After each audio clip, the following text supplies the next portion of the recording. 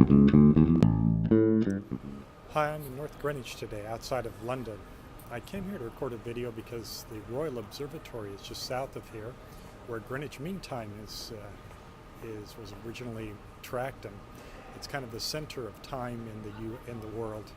In a certain sense, it's where longitude started to be measured, was off of Greenwich Mean Time.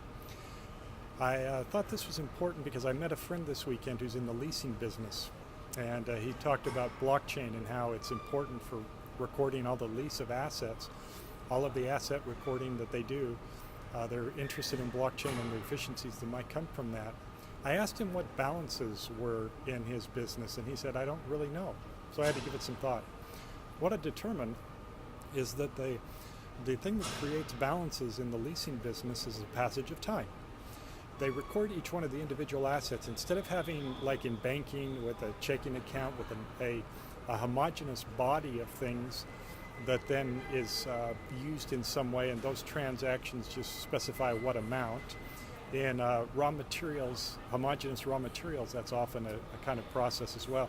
In his business, it's specific assets that get recorded, and recording those specific assets is important. But then what happens with the passage of time is that what has happened to that asset is tracked. And so if he does his billing on a yearly basis, then he only has to make one transaction a year. He doesn't typically do that, I wouldn't think. If he does daily billing, he has to make a transaction per day. In some instances, the asset's so valuable that it's tracked at a much more granular level than even daily. And so what you end up creating is temporal business events that are the passage of time, and adding those temporal business events is what accumulates to be billing, accumulates to be depreciation, accumulates maintenance records, usage records. All of those kinds of things happen because of the passage of time.